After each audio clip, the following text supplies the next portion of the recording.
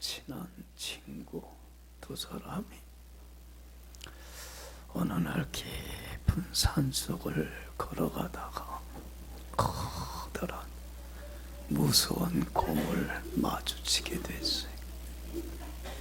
이런 위급한 상황 속에서 날씬하고 잽싼 친구 하나는 그 앞에 있는 나무를 향해서 달려가고는 잽싸게 나무 위로 올라갔어요. 그러니까 다른 친구야 물려 죽든 말든 상관없이 누구만 살면 돼, 나만 살면 돼. 그래서 그냥 나무 위로 올라간 거예요. 근데 친구 하나는 등치도 크고 키도 크고 몸이 잽싸질 못해.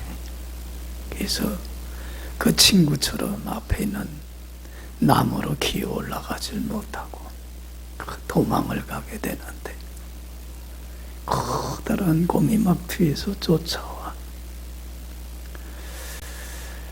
큰 이 위기 상황 속에서 그래도 버뜩 생각이 나요. 이 곰은 죽은 사람을 잡아먹어 안 잡아먹어? 몰라. 곰은 죽은 사람 안 잡아먹는다는 생각이 확 들어요. 그래서 거기에서 그냥 땅에 퍽 누워갖고 숨도 안 쉬고 죽은 척해서, 그랬더니 곰이 다리로 이렇게 쳐보고 저렇게 쳐보고 해도 꼼짝을 안 해. 그래서 그 혀로 얼굴에다 대고 그 사람의 얼굴을 막 핥아봤어. 그런데도 이 사람은 숨을 안 쉬고 깜짝 안 하고 있으니까 곰이 뭐한 줄 알았어. 죽은 줄 속았어. 그래갖고 곰이 가버리고 말았어요. 구사일생으로 생명을 건지게 됐어요. 그때 자기만 살겠다고 나무에 올라갔던 그 친구가 내려와서는 이 친구한테 물어요. 아까 곰이 혀로 얼굴을 핥으면서 네 귀에다가 뭐라고 얘기하는 것 같은데 뭐라고 얘기했니? 그랬더니 이 친구가 뭐라고 대답하냐면, 위험한 상황에서 자기만 살겠다고 도망가는 저런 친구는 앞으로 가까이 하지 말아라, 이 얘기를 하고 갔대. 여러분들 그냥 웃기는 얘기겠지만 이 이야기를 통해서 얘기하고자 하는 게 뭐냐면, 진정한 친구란 어떤 친구냐는 얘기예요. 여러분들 정말 좋은 친구는 어떤 사람입니까? 위급한 상황에서 운명을 어떻게 해줄 수 있는 사람, 같이 해줄 수 있는 사람이 정말 좋은 친구예요. 할렐루야. 그렇지 않아요? 여러분, 모든 일이 잘 되고 형통할 때는 누구나 다 함께 해줘요. 그렇잖아요. 그런데 어렵고 힘든 상황 속에서 다른 사람들이 다 나를 버리고 떠난다 할지라도 나를 버리질 않고 나와 함께 있으면서 그 고통을, 그 아픔을 같이 나눠주고 위로해 줄 수 있는 사람이 진정한 친구예요. 할렐루야. 그래서 이런 친구 하나만 있으면 어떤 사람이라고 그래요? 성공한 사람이라고 하는데, 여러분들은 어때요? 이런 진정한 친구가 여러분들에게 있습니까? 여러분들이 이 세상 살아오면서 이런 인생의 동반자가 여러분들에게 있는 얘기예요. 우리는 이런 한 사람이 없어서 어때요? 참 외롭고 고독한 거예요. 그렇잖아요? 특히 우리 예수 믿는 사람들은 신앙생활을 같이 해줄 믿음의 좋은 동반자, 믿음의 좋은 친구가 우리 예수 믿는 사람들에겐 절대적으로 필요합니다. 왜냐하면 신앙생활이라고 하는 게 결코 쉽지를 않기 때문에, 혼자 할 수 있는 것이 아니기 때문에 그래. 우리가 믿음으로 사는데 하나님께 전사 맡기고 주님이 무슨 말씀을 하든지 전적으로 순종하고 따르며 하나님 앞에 흠없고 티없고 깨끗하고 한 점 부끄럼 없이 살아서 하나님을 기쁘게 하며 사는 삶이 쉽습니까? 어렵습니까? 쉽지를 않아. 그렇잖아요. 저도 오랜 신앙생활을 해보지만 결코 쉽지 않아요. 말씀에 순종치 못하게 하는 수많은 달콤한 유혹들이, 수많은 시련들이, 수많은 어려움들이 순간순간 닥쳐와요. 그때의 옆에서 함께 있어서 실족하고 넘어지지 않도록, 자빠지지 않도록, 또는 넘어지고 쓰러져서 갈팡질팡할 때에 나를 뭐 해줄? 일으켜 세워주고 나를 위로하고 격려해주며 용기를 북돋아줘서 다시 믿음의 다른 박질을 할 수 있도록 격려해줄 누가 꼭 필요해요. 우리에게는 좋은 신앙의 친구 동반자가 꼭 필요해요. 할렐루야. 신앙생활은 결코 혼자 할 수 있는 게 아니더라고요. 그러니까 이런 말이 있어요. 훌륭한 신앙인이 되기 위해서는 누구를 만나야 돼요? 훌륭한 신앙인을 꼭 만나야 돼요. 훌륭한 좋은 신앙의 동역자를 만나질 못하면 내가 좋은 신앙인이 될 수가 없어요. 그렇기 때문에 여러분, 다른 사람이 나의 좋은 신앙의 동반자가 친구가 돼주기를 바라기 전에 먼저 내가 다른 사람에게 뭐가 돼줘야 돼요? 좋은 신앙의 동지가 돼줘야 돼. 할렐루야. 아내에게나 남편에게나 부모님에게나 자녀에게나 우리 한 교회에 속해 있는 우리 성도들 믿음의 형제들에게 좋은 신앙의 유익을 끼쳐주는 신앙의 동지가 되고 친구가 돼줘야만 돼요. 여러분, 다른 사람의 신앙을 실족시키고 넘어뜨리고 가시가 되고 올무화되는 이런 어리석은 삶을 살아서는 절대로 안 돼요. 근데 실족하게 하는 사람들도 종종 있어요. 그래서는 안 돼요. 여러분들, 내가 다른 사람의 믿음을 일으켜 세워주는 정말로 좋은 신앙의 동지가, 친구가 되기 위해서는 꼭 내가 반드시 지녀야 될 신앙이 있어요. 무엇이냐면 순금 같은 신앙이에요. 할렐루야. 무슨 신앙? 따라합시다. 우리 나준이가 지금 꽝 떨어졌어요. 자, 따라합시다. 순금 같은 신앙. 여러분들 봐요. 여러분들이 다른 사람에게 좋은 신앙의 친구가 되주려면 여러분들 순금과 같은 신앙은 반드시 내가 지녀야만 돼. 여러분들, 금이라고 하는 게 왜 이렇게 사람들이 귀하게 여기는 보석입니까? 야, 요새 금 비싸. 한 돈에 40만 원이 넘어 이제. 나 무슨 생각했냐면 한 돈짜리 얼마 전에 그게 필요해서 샀는데 이랬으면 우리 영화 때 돌 때 들어오면 금반지 안 팔을 걸. 그때 8만 얼마에 샀더라? 8만 원이면 그렇게 살았는데 지금 40만 원이 넘어. 갑부됐을 텐데 안 팔았으면. 근데 여러분들, 금이라는 게 왜 사람들은 귀하게 여기는 보석이에요? 금은 변하지를 않아. 한결같아. 여러분들, 나무나 쇠들 봐요. 시간이 지나면 어떻게 돼요? 썩고 녹슬잖아요. 변하잖아요. 한결같지를 못하잖아요. 순금은요, 변함이 없어. 그렇기 때문에 순금과 같은 신앙은요, 변함이 없어. 한결같아. 어떤 시험이 오고 어떤 유혹이 오고 어떤 환난이 오고 어떤 불이익을 당하고 어떤 핍박을 당해도 그 신앙은 흔들려야 안 흔들려요? 변함이 없어 한결같아. 말씀에 순종하며 주 안에 뿌리를 깊이 내리고 주 안에 가만히 서서 살아가요. 여러분, 이런 순금과 같은 신앙인이 돼야만이 내가 다른 사람에게 좋은 신앙의 동역자가 되줄 수 있어요. 할렐루야, 할렐루야. 여러분 정말 좋은 동역자 되길 원해요.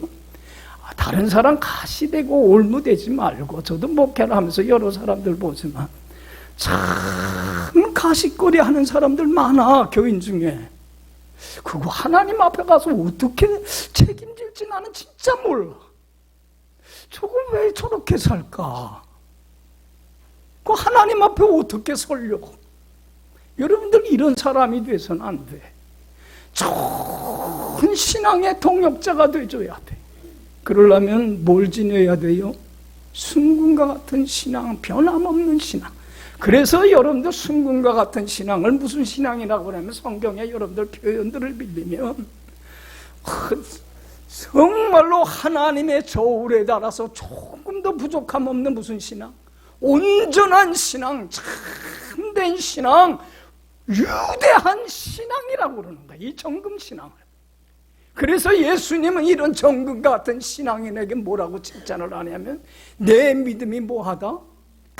크다. 이게 큰 신앙이에요.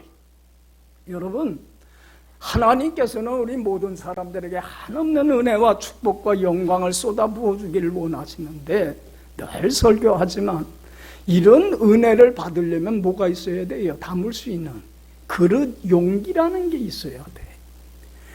여러분들 이 하나님이 쏟아부어 주시는 은혜와 축복과 영광을 담을 수 있는 유일한 용기, 그릇은 무슨 그릇이에요? 믿음이라고 하는 그릇이에요.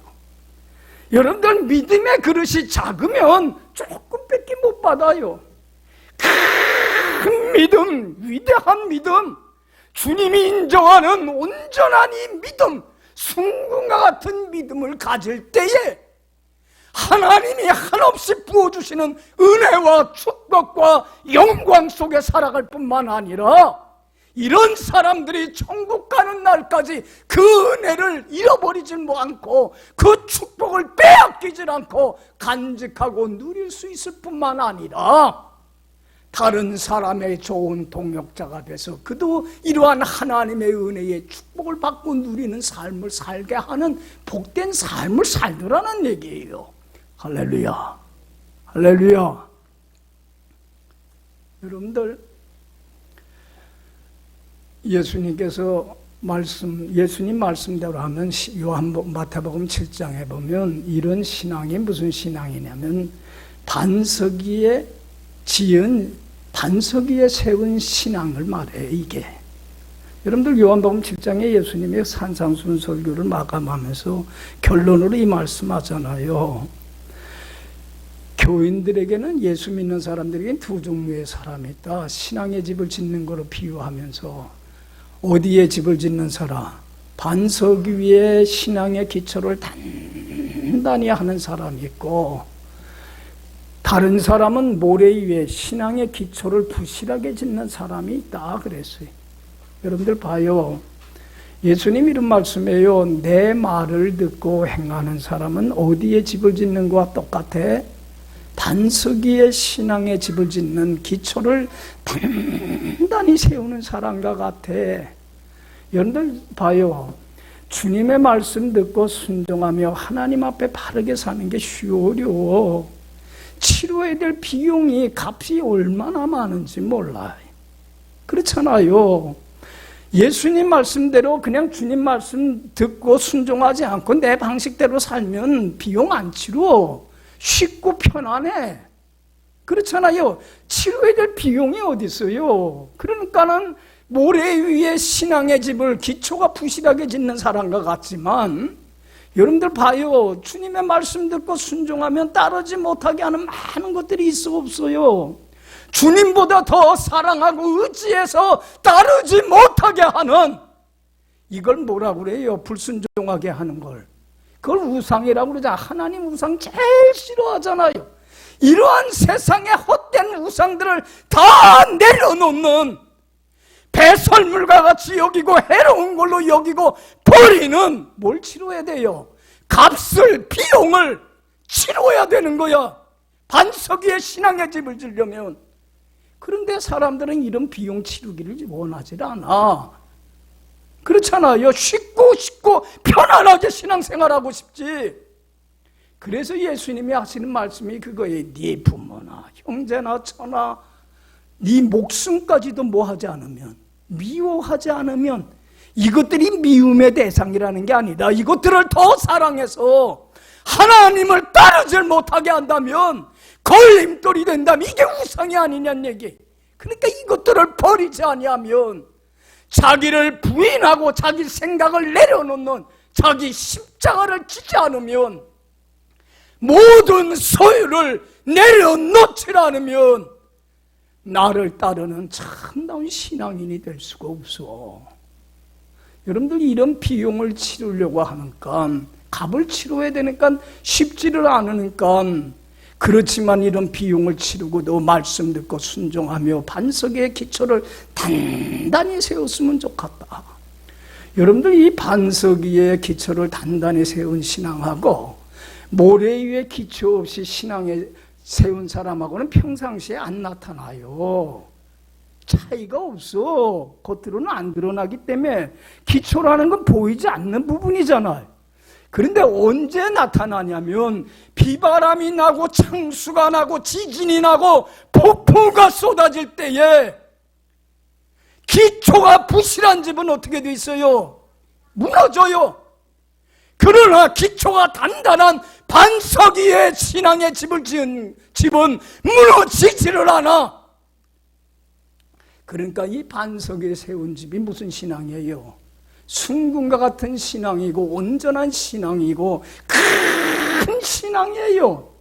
어떤 역경과 시험과 유혹이 와도 흔들리고 요동치 아니하고 주 안에 뿌리를 깊이 박고 주 안에 기초를 단단히 세운 이 신앙, 여러분들 그 신앙 위에 하나님은 한없는 은혜를 내려주시고 그 은혜를 빼앗기지 않고 지킬 뿐만 아니라 다른 사람에게 뭐가 돼요? 좋은 신앙의 동지가 돼서 그도 좋은 신앙으로 믿음의 반석에 서서 영광 돌리며 축복 속에 살게 하는 삶을 살게 하더라는 거예요. 할렐루야. 그러니까 올해 우리 교회 표가 뭐예요? 하나님의 은혜로 치유받고 치유의 사역을 감당하는 교회예요. 어떤 사람이 하나님의 은혜로 치유받는 모든 문제로부터 자유와 안식을 얻고 축복을 얻냐면 정금과 같은 신앙인이에요. 이러한 또한 정금과 같은 신앙인이 다른 사람의 좋은 신앙의 친구가 되어서 그도 하나님의 은혜로 치유받는 은혜를 받도록 치유의 사역을 감당하는 사람이 될 수 있더라는 거예요. 할렐루야. 할렐루야. 이런 사람이 돼야 돼요. 이게 얼마나 복된 인생입니까?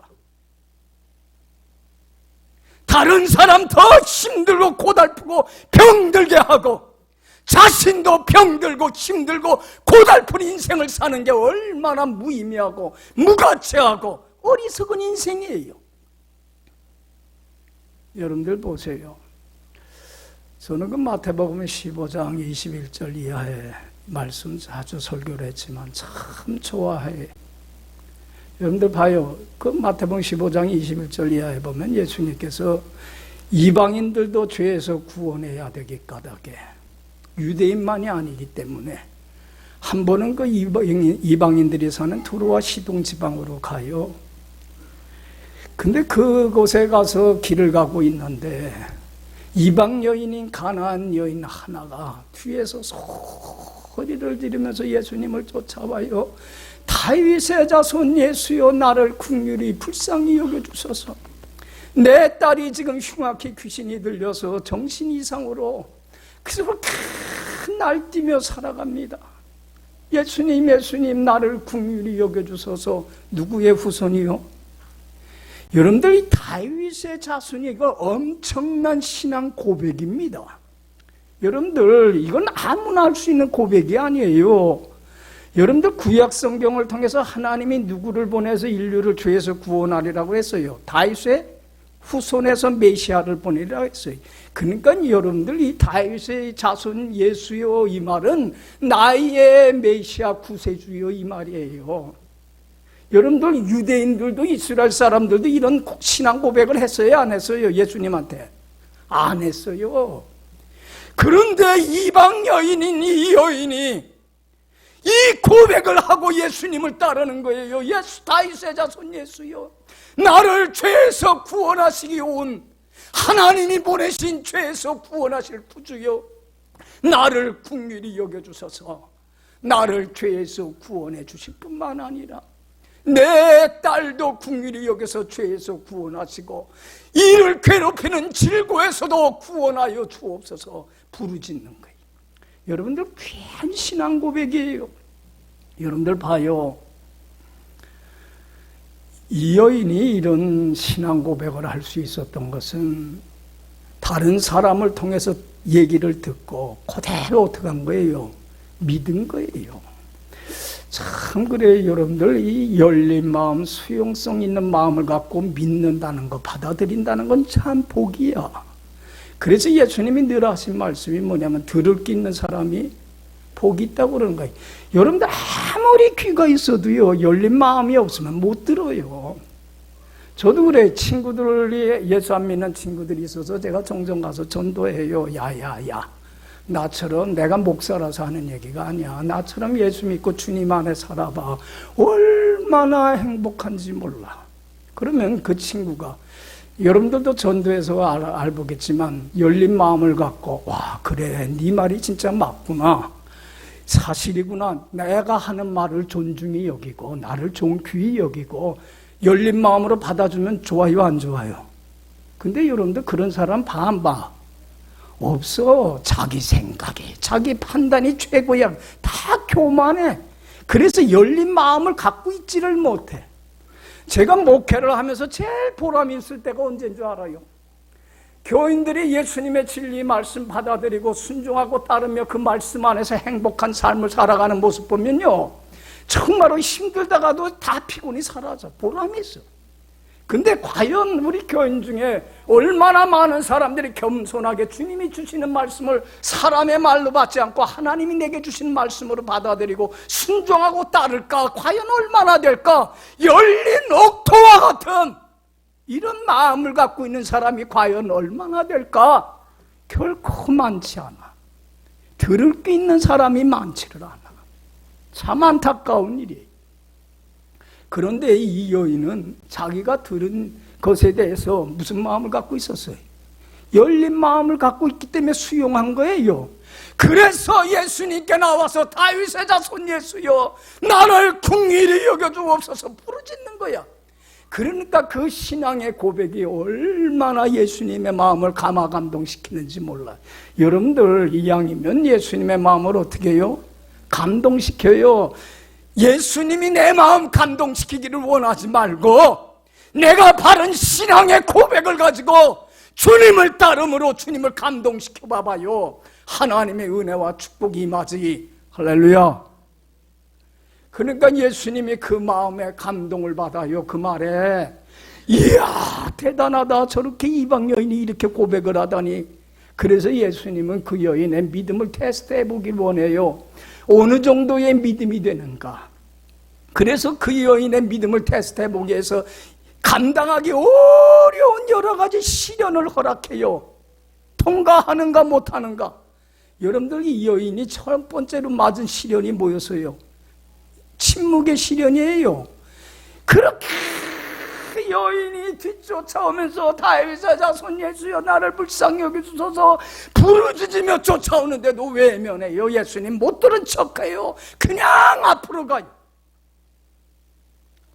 여러분들 한번 생각해봐요. 내가 참 위급한 일이 있어서 이 친구는 날 도와줄 거야.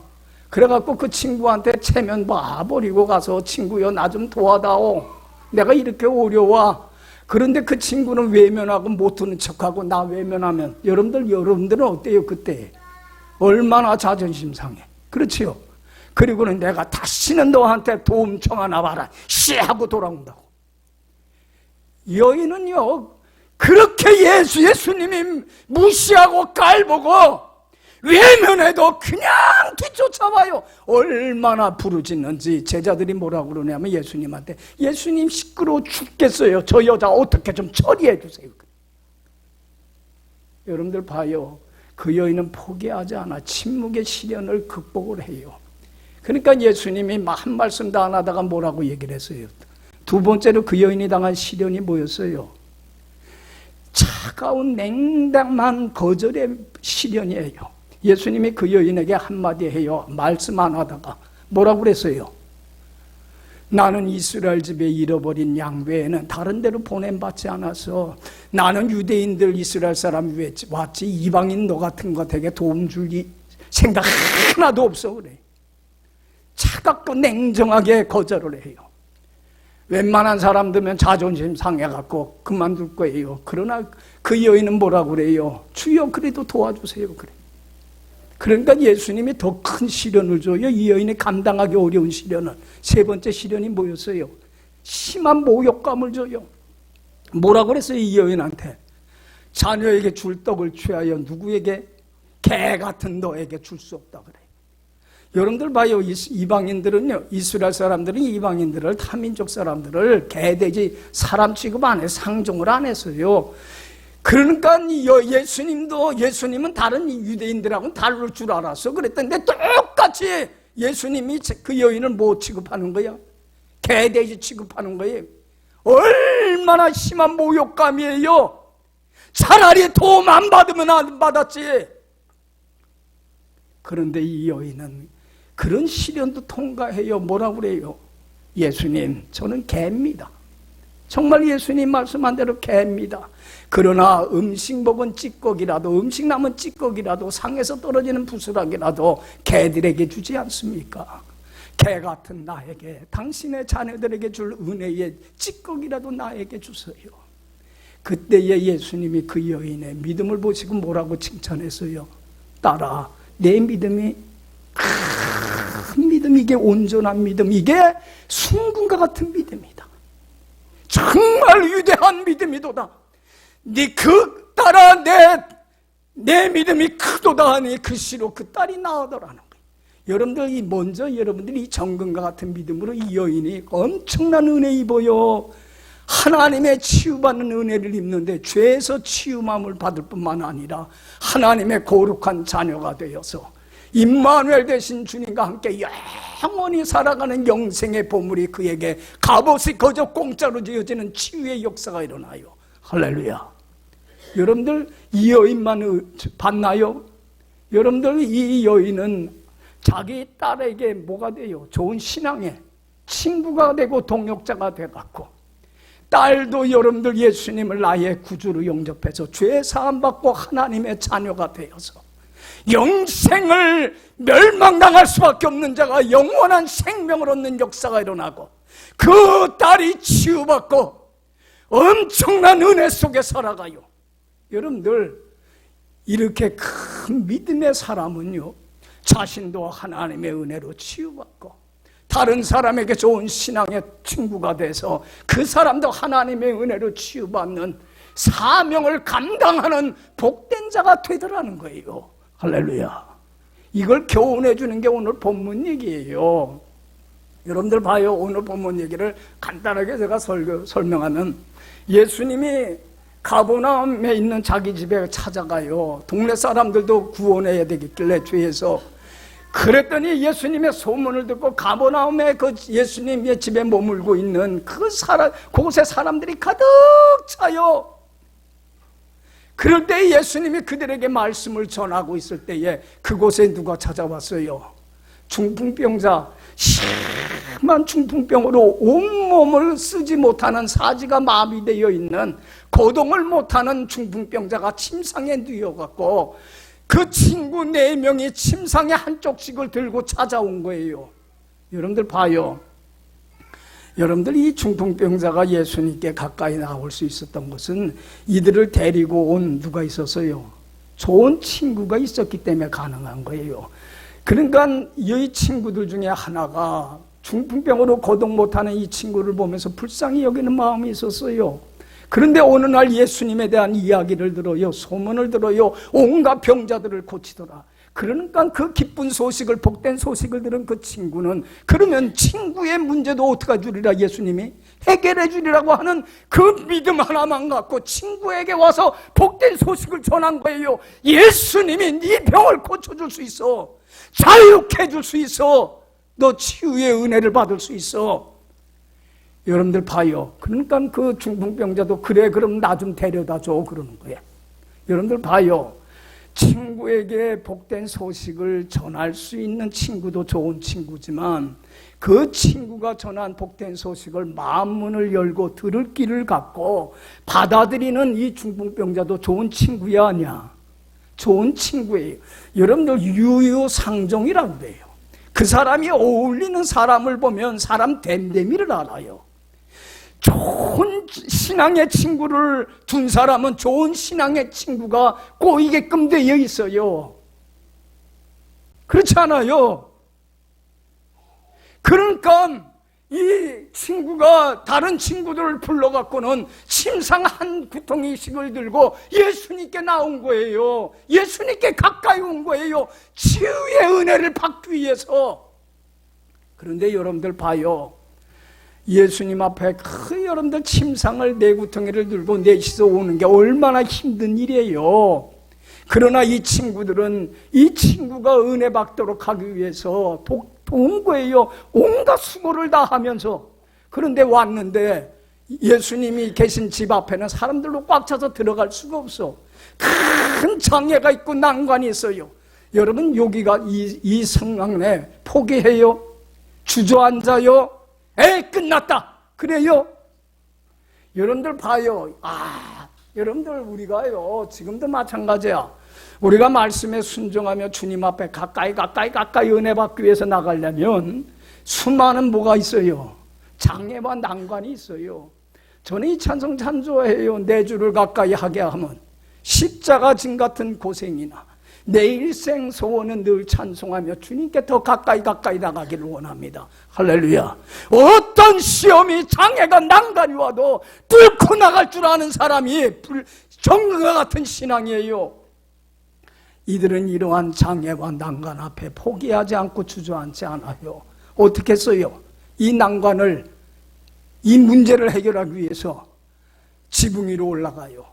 여러분 이스라엘 나라는 열대성 기후이기 때문에 비가 많이 오질 않아. 우리나라처럼 춥거나 비가 많이 오는 데는 지붕을 튼튼히 하지만 이런 나라는 나무로 대충 얼기설기 이렇게 올려놔요. 그래서 뚫을 수가 있어. 그러니까 이 내 친구가 지붕 위로 올라가고 나무를 뜯어요. 그리고는 침상 내구퉁이에 밧줄을 매요. 그리고는 밧줄 하나씩 딱 잡고서는 예수님이 계신 그곳으로 어떻게 해요? 그 친구를 침상을 내려놔요. 공중에서. 어찌 이런 일이 갑자기 지붕이 뜯어지더니 사람이 내려와.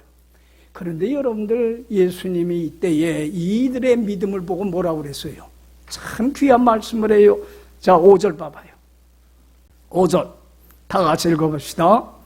예수께서 그들의 믿음을 보시고 중풍병자에게 이르시되 작은 자야 내 죄 사함을 받았느니라 하시니. 여기 봐요.